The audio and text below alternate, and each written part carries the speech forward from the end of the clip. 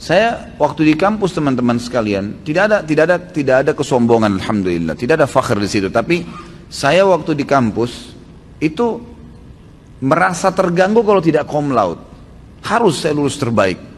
Prinsip dasar saya itu. Maka dengan prinsip dasar itu yang saya jadikan tolok ukur teman-teman di kampus, di kelas saya adalah anak-anak yang juara satu tuh. Saya dulu waktu di Madinah ada satu teman saya orang Somalia dari Afrika. Masya Allah badannya kurus, orangnya tinggi, gitu kan. Itu selalu nilainya dari 100 itu 99, 98, 100 berputar. Nomor satu terus namanya. Tingkat satu kuliah saya lihat orang ini. Kok bisa orang ini nomor satu namanya ya? Selama ini, dan saya lihat, saya coba pelajari secara kejiwaan, secara pribadi ya. Kenapa kok ada yang juara satu, juara dua, juara tiga, ada yang tengah-tengah, ada yang dapat A, ada plus, ada A plus, ada A, ada B plus, ada B, ada terus gitu, sampai ada yang tidak lulus. Kok bisa ini? Apa masalahnya? Matanya sama-sama dua, kan? Tangannya sama-sama dua, kupingnya sama-sama dua, waktunya sama-sama 24 jam. Bukan orang-orang yang cum laude dan sukses itu umurnya atau waktunya dia 26 jam, enggak. Nah, kan? 24 jam sama enggak? Sama semuanya. Dia juga capek, dia juga lapar, dia juga tidur, dia juga makan, dia juga minum, dia juga melalui proses yang sama dengan kita. Kenapa kok bisa ada bedanya? Permasalahannya kata ulama adalah di himma, di semangat dan kejelian menangkap mana yang baiknya. Di poin ketiga tadi ini saya bilang, kalau kita lihat orang punya kelebihan, ambil kelebihan yang dimiliki orang tersebut. Maka kita bisa sama dengan dia, atau lebih, atau minimal dekat. Kan gitu, atau minimal dekat. Jadi saya lihat, saya coba undang teman saya ini, semoga Allah jaga beliau, tentu sekarang sudah S3, sudah pulang ke negerinya. Saya coba undang ke kamar saya waktu itu di asrama, di kami di Madinah ada asrama, saya undang. Akhi Abdurrahman, bertemu sholat waktu itu di kampus, ya, di fakultas dulu saya bilang, sebentar malam bisa main ke kamar saya nggak? Ya. Oh ya boleh, insya Allah main, kita main ke kamar. Duduklah, kebetulan di kamar itu, waktu di Madinah kami satu kamar 3 orang. Ada building yang kamarnya besar, 6 orang, nanti di sekat-sekat dikasih meja belajar, lemari sama ranjang, nanti di sekat-sekat nanti masing-masing. Kadang-kadang satu kamar itu dibeda-bedain negaranya supaya bisa saling mengenal gitu. Kebetulan waktu itu saya dapat building yang baru dan memang ada hanya 3 orang karena lebih kecil kamarnya. Dan kebetulan juga satu kamar itu bertiga orang Indonesia semua. Maka saya bilang sama teman-teman saya di kamar, satunya sepupu saya sendiri, yang satu juga orang dari Sulawesi Utara. Kemudian saya bilang, ada tamu saya mau datang nih. Ini anak yang lulusan terbaiknya fakultas dakwah waktu itu. Saya mau undang malam ini. Kita ngobrol-ngobrol, kalau antum mau ikut silahkan. Kalau enggak ya sudah, pokoknya saya mau minta izin untuk ada di kamar. Mungkin ada obrolan yang lebih suaranya keras, kita enggak sengaja, mohon maaf. Ya enggak apa-apa, kita ngobrol dulu sama-sama. Datanglah dia habis sholat isya, saya hidangkan teh, ngobrol-ngobrol, apa yang saya bisa hidangkan.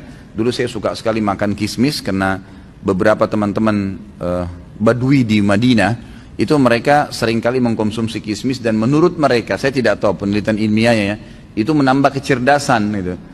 Maka anak-anak mereka tuh dalam umur 7 tahun, 8 tahun, 10 tahun sudah hafal Quran.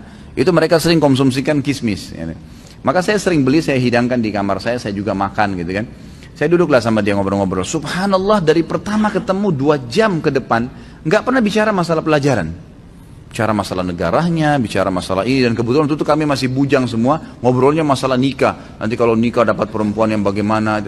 Saya dari awal ketemu sama dia, ini orang kok ranking 1, tapi nggak pernah bicara masalah. Saya pikir ini pasti akan bicara buku nih, kitab ini, nanti kembali ke kitab ini, serius gitu. Ini nggak pernah, 2 jam nggak pernah ngomong gitu. Masalah ngomong macam-macam gitu. Nanti kalau pulang anak mau nikah sama perempuan yang begini, nanti kalau begini. Positif saja, masih mubah ya, tidak ada bicara yang haram, alhamdulillah. Saya, apa sih orang ini gitu? Kok bisa dia dapat 99 nilai 100 nih gitu kan? Baik, saya telusurin. Besoknya saya lihat di kampus, masuk di kelas, kebetulan dia satu kelas sama saya. Jadi yang saya tangkap adalah orangnya jeli.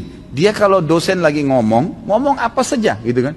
Dia duduk di kursi depan, kemudian dia serius, diambil pulpen sama kertas, buku tulis biasa, apa saja Syekh jelasin. Masalah usul fikih misalnya, bab apa, ditulis sama dia, bab ini, tulis sama tangannya dia. Kemudian setiap syekh terangkan dijelasin sama dia, ditulis. Setiap satu poin yang dijelaskan oleh dosen kami dulu, dia berhenti, Syekh sebentar. Yang anda, saya mau tanya dulu Syekh, yang anda jelaskan ini khusus itu ya, Jadi per subjudul nih, kalau kita bahasakan mungkin per paragraf, apa yang dijelaskan sama Syekh itu ditanya, sebentar Syekh, yang anda maksudkan tadi ini menurut pemahaman saya 1, 2, 3, 4, 5. Kata Syekhnya, iya benar. Begitu. Baik Syekh, kalau ujian nanti, kalau saya tulis seperti apa yang saya pahami dapat nilai enggak? Syekhnya bilang iya. Jadi seperti subhanallah di kelas itu, antara dia sama dosen, yang lain ini sudah kayak nggak ada orang.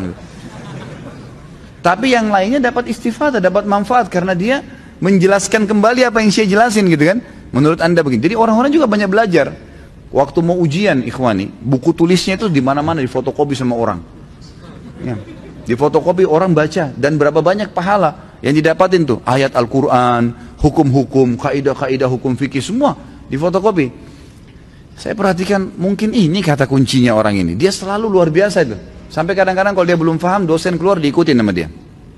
Baiklah, saya lihat efeknya adalah karena dia sudah paham di kelas, malam ujian itu benar-benar buku tulis dia nggak ada di tangannya, dia nggak baca malam ujian itu, difotokopiin sama anak-anak yang memang sudah malas belajar nih, cuma tahu menghafal saja gitu, main fotokopi, simpan, baca gitu kan.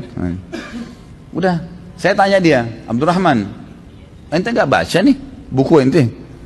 Dia bilang buku anak di mana-mana difotokopi sama ikhwah semua, anak nggak tahu di mana. Ente nggak baca, sudahlah, insya Allah khair gitu. Ya sudah. Saya lihat mungkin karena saya tangkap pemahaman dia adalah seperti itu. Apa yang terjadi ikhwani? Saya coba terapkan apa yang saya tangkap positif. Ini yang saya ingin titik beratkan ya. Jadi pengalaman pribadi saya coba terapkan. Coba deh saya ambil poin ini, saya anggap positif. Dosen masuk, saya ambil buku tulis. Pertama saya ambil pulpen, lalu kemudian dosennya ngomong. Nah, di sebelah sana Abdurrahman, di sini saya nih. Sebentar dia ngomong, Syekh begini-begini. Kalau saya belum paham, saya bilang sebentar Syekh. Kalau begini-begini. Jadi kesannya ini saya berdua di kelas ini lagi mendominasi gitu. Karena memang saya pakai cara dia gitu kan. Maka betul-betul seperti setelah berjalan ya, dosen keluar, apa yang dijelaskan tadi, karena saya ulangin lagi, Abdurrahman juga ulangin, saya jadi paham. Dan akhirnya saya mulai belajar nulis tuh. Sampai pada tingkat ikhwan, 6 bulan setelah itu, tadinya saya kewalahan, dosen ngomong apa untuk dikejar tulis itu susah. Orang ngomong kayak saya sekarang ini ngomong mengalir begini, antum tulis, sibuk nulis ini susah. Kadang-kadang kepala kita nggak bisa ngangkat lagi lihat mukanya Syekh gitu kan. Jadi tetap aja saya tulis. Subhanallah, setelah 6 bulan, karena hampir tiap hari saya gituin semua materi, saya sampai pada tingkat, alhamdulillah, bisa menulis ya di satu buku tulis dengan 2 warna pulpen. Pulpen tulisan materi dengan pulpen tinta warna hitam, yang ayatnya pulpen warna merah. Jadi dosen yang ngomong saya tulis. Itu bisa tidak ketinggalan. Awalnya nggak, masih orat-oret, saya pulang ke rumah nanti saya perbaikin lagi, pindahin di buku tulis gitu kan. Alhamdulillah dengan positif ini yang saya ambil dari dia, betul-betul apa yang Syekh sampaikan di kelas saya paham. Sampai ada materi namanya sarf dulu. Sarf ini mempelajari kenapa kasrah, kenapa fathah, kenapa dhamma dalam bahasa Arab. Itu umumnya mahasiswa malas belajar tuh. Tambah lagi Masya Allah, Allah kasih kita dosen waktu itu, dosennya ya kacamatanya tebal, suaranya kecil, hadapnya ke papan tulis. Dia ngomong sama papan tulis berdua. Gak bisa ditangkap. Ini bukan bicara masalah aib beliau karena saya tidak sebutin namanya ya. Tapi metodenya begitu. Ini papan tulis, dia nulis, kemudian dia ngomong sendiri. Ini di belakang anak-anak tidur, yang ngobrol gak dipedulikan sama dia. Ini materinya sulit nih, bukan materi yang mudah gitu. Saya coba duduk di depan, saya coba tangkap apa yang dia bilang ini. Syekh, apa sih? Ini kenapa Syekh? Saya ulangi lagi. Tapi dia orangnya baik. Kalau kita tanya, diulangi lagi. Sampai saya paham. Subhanallah ikhwani, pengalaman yang saya dapatkan luar biasa, saya nggak bisa lupain sampai sekarang. Itu pada saat malam ujian, bukan hanya bukunya, bukan cuma buku tulis Abdurrahman yang difotokopi, gitu kan? Yang terdominasi dibagi di teman-teman seluruh pada saat itu yang angkatan saya, malah buku tulis saya itu. Karena dianggap buku tulis saya lebih rapi tulisannya, karena bisa 2 tinta yang ayat Al-Qurannya warna merah, gitu kan? Dan pernah terjadi ada seorang dosen namanya materinya Ghazul Fikri. Ghazul Fikri ini perang budaya. Maaf sebentar muadzinnya ya. Perang budaya. Jadi kita bagaimana mempelajari orang-orang non-muslim, orang orientalis, bagaimana mencari kesalahan Islam di seluruh dunia nih. Program-program kristenisasi apa saja. Dosen-dosen kami dulu pernah bawain Injil nih, Injil baca nih, halaman begini. Ini alasan mereka. Jadi pelajaran yang padat. Ghazul Fikri ini ada satu dosen juga yang ngajar kami. Beliau ini orangnya kuat di tulisan, tapi kalau menjelaskan itu kurang tepat gitu kan. Ada orang begitu Masya Allah, kalau tulisan bukunya luar biasa. Ini kalau terangin enggak? Dan sering kalau masuk pakai bahasa Ammiyah. Ammiyah itu kayak bahasa pasaran. Tidak semua orang ngerti gitu ya. Jadi kalau ada teman-teman ikhwan yang tanya di kelas, Syekh, ana belum paham ya Syekh, ente pelajari sendiri di buku gitu. Jadi jawabannya selalu gitu, pelajari sendiri. Kenapa saya suruh nggak paham? Saya kan sudah pakai bahasa Arab gitu. Jadi dia gitu kadang-kadang gitu kan, jadi kembalikan ke kita. Subhanallah, saya coba tangkap setiap pribadi dosen, saya tangkap nih dia ngomong apa nih. Oh ini saya tulis, saya coba, ya kan. Diberikanlah ujian pada saat itu nilainya 100. 70 itu di ujian akhir, 30 itu di ujian semester kelas ini. Nilai 30, kalau kita dapat 100 jadi cum laude. Dan di Saudi dulu kalau kita lulusnya mumtaz namanya, itu dikasih 1000 real bonus. Selain beasiswa yang 840 real itu, kita dapat lagi 1000 real. Dan itu cuma yang dapat 5-6 orang gitu kan. Maka saya waktu itu diberikan ujian lah satu kelas, kita 2 kelas waktu itu sekitar 100 orang jumlah mahasiswa. Diberikan beberapa 5 pertanyaan nilainya 30. Mulailah ujian, saya isi materinya, teman-teman juga pada ngisi semua. Pas minggu depan Syekh datang marah-marah di kelas. 2 kelas ini dimarahin semua sama dia. Kenapa ini saya kasih baru 5 pertanyaan sudah nggak bisa benar. Bagaimana kalau ujian yang besar nanti? Kalian bisa tidak lulus semua. Semuanya tidak jawab yang benar kecuali ini nih, bahasa lama nih, ditunjuk saya gitu kan.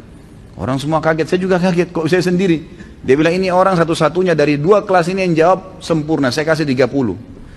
Setelah pulang dari kelas, Abdurrahman datang ke saya, ya Khalid, sekarang anak yang belajar dari ente nih. Ini bagaimana caranya nilai 30 kamu dapat nih, apa yang kamu jawab? Nih tulisan saya akhi, gitu kan. Subhanallah, apa yang kita ambil pelajaran? Saya bukan bernostalgia tentang sekolah saya, tapi saya berikan pengalaman. Poin ketiga, untuk membersihkan hati kita adalah ambil hal positif dari orang yang kita anggap berprestasi. Jangan nilai buruknya, lalu tarik dalam kehidupan kita, itu baru bagus itu. Dia berhasil berusaha, usaha apa yang membuat, apa yang memotivasi dia bisa berusaha, ambil positifnya. Oh dia merancang usaha ini, dia mulai cari investor, dia begini. Tanya, nggak apa-apa konsultasi, apa pengalaman antum, bagaimana antum bisa maju. Maka itu sangat positif.